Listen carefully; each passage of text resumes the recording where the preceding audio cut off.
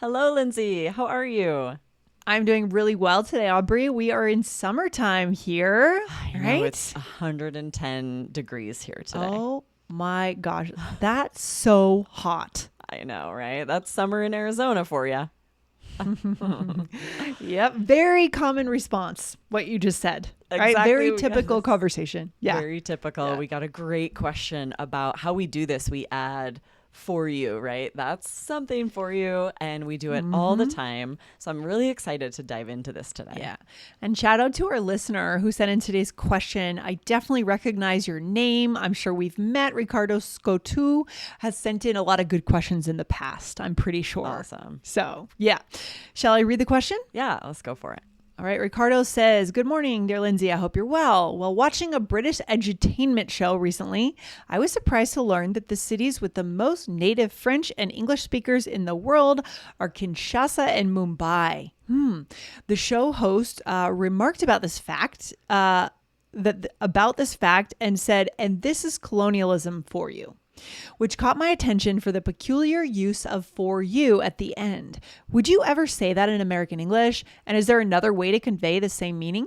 Thanks, as always, to the entire All Ears English team for being the GOAT of ESL podcasts. Nice. All the best for your number one Italian fan, Ricardo from Genova, Italy.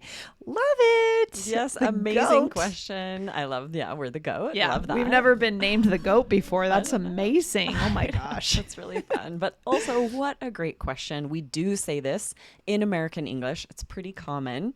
So, Yes. very excited to get into this and to also provide a few other ways that we say this. Yeah, this is a fantastic question. So let's give a little context, Aubrey. Where do we start today? Yeah, so this phrase, having for you at the end of a sentence like this to say, like, that's colonialism for you, is often used to express a sort of a resigned or ironic or maybe explanatory tone, right? It means that Yeah. something's just been said about something that is typical or expected for that thing. Yeah, there's a bit of a vibe of I'm rolling my eyes a little bit, right? Like it's like we know this, we're resigned to it, or an irony. It's not a flat tone. It's not a straightforward thing to say. Right. The tone is right? important. It definitely implies that the speaker is either exasperated or frustrated about it. Yeah. Right. Yeah. I Yeah. tried to think of, Yeah. would this be positive ever? And it's really not. It's like you're resigned to it. You're maybe exasperated about it. You're critical about it. You're maybe cynical about it. It's a bit of a negative vibe, right? Absolutely. Yes. Good. And before we get any deeper, I want to remind our listeners, hit follow, everyone. Hit the follow button on the show so you get 5 episodes a week. We'll drop right into your queue. You won't miss a single one. You won't miss any bonus episodes either, right? Awesome. Yeah. So let's give some more examples of when we might use this. I will hear this quite a bit in the news if someone is commenting on like corporate greed or maybe inequality. They might say, that's capitalism for you. For sure. That's bureaucracy for you. When you talk about excessive red tape or inefficiency, you're trying to do something with the government and it takes so long. Even when I try to go on like my Colorado's not too bad, but when I try to go to a colorado.gov website, oh, it's so bad. Absolutely. Right. There's red tape everywhere in the States and probably out Yes. there. Everyone listening, happens everywhere, especially with government. Right. And then it's also a way to express that you and someone else are frustrated about the same thing. Right. If you're both talking about dealing with something and then you might say this at the end, like, ugh, that's bureaucracy for you. That's government for you. Right. Exactly. Or politics, another wonderful topic here. Aubrey, bureaucracy, politics. Here we're when a politician, contradicts themselves. They promise they'll do something and then when they get elected, they say the opposite, right?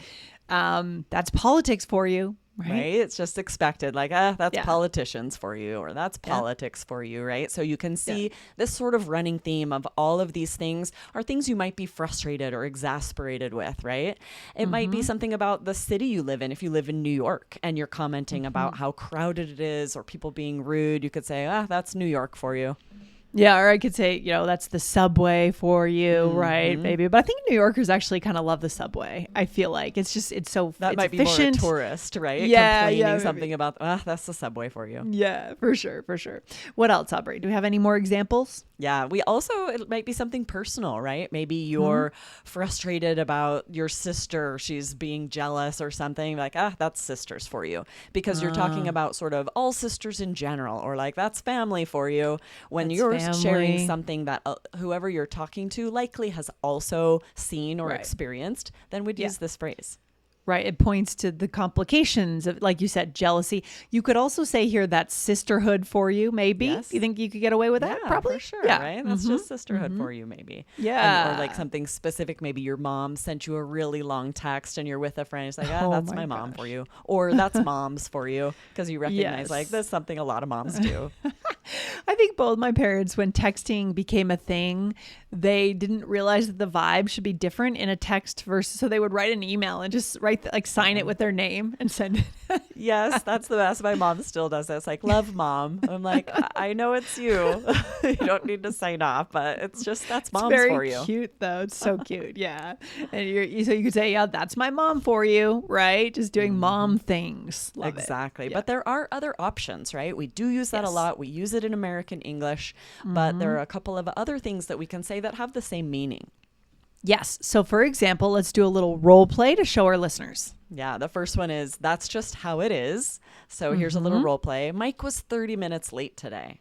That's just how it is with him. I just plan on him being late so I don't get frustrated. Nice. Yeah. So you could also say like, that's Mike for you, right? It means the same thing as like, that's just how it is. That's what we've come to expect.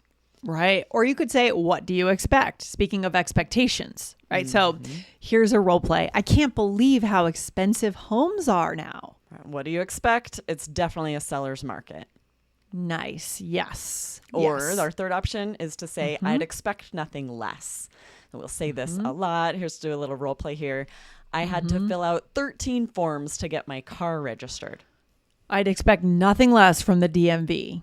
Oh, yes. And we probably both have personal experience with that, right? Absolutely. Dealing with the DMV. The red tape at the DMV. Oh, it's like the worst of the government agencies. When you're registering a car, I just had to get emissions tested, and it's always a hot mess. Yeah, for sure. And sometimes the bigger the state, the bigger the bureaucracy. Like California DMV is a nightmare to deal with. It was in my experience, at least. That's true, right? Some states are definitely worse than others. Idaho wasn't so bad. You would just go and the line wasn't that bad. I feel like there was less paperwork. Right, for sure. Nice. Okay, Aubrey, shall we have a lot of role plays today, which is so exciting because our listeners love role plays. Yes, often, especially because you're noticing that for all of these, it's really a response to what someone else is saying. So we kind of had to have these mini role plays to show how you would use it, right? So now we'll have a role play where we'll use them all, because sometimes when you're really venting about something, you need multiple ways to say this. Yeah, and it's okay if you're venting and someone else is also venting and they know exactly what you're talking about. It's okay. It could build connection. Right, absolutely. Yes. So here we're university students and we're discussing a group project. Okay. All right, I'll start us out. Yeah. I'll give you one guess who hasn't submitted their part of the project. Oh boy, Derek, right? Bingo. Well, that's Derek for you.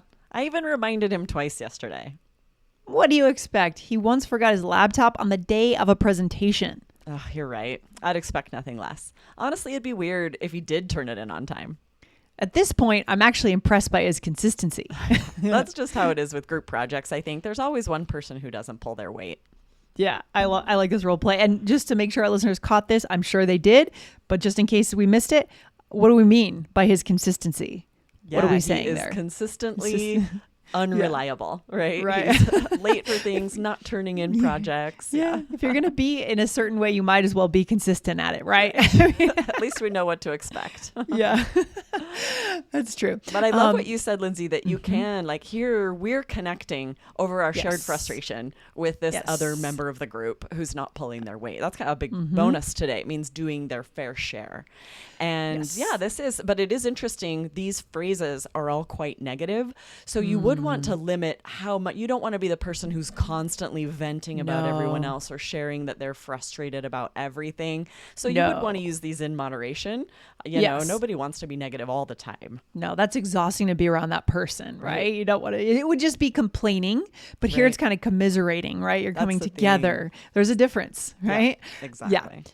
And one other thing I want to point out here, for the first thing I said, I changed the pronunciation. And I think the pronunciation I used was, that's Derek for you. So this is the more colloquial version, right? Instead of for you.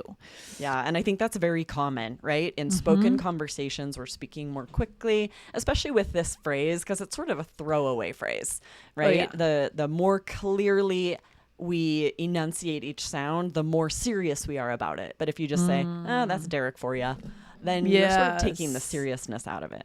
Right. So we're not going to hang on that phrase very long, is what you're saying? Yeah. Instead of that's Derek for you, right? It seems almost it's overly intense. Right. It's too intense. Yeah. And then I said, well, what do you expect? I might have we didn't have it in the role play, but I could have said, well, what do you expect? Start with a well there.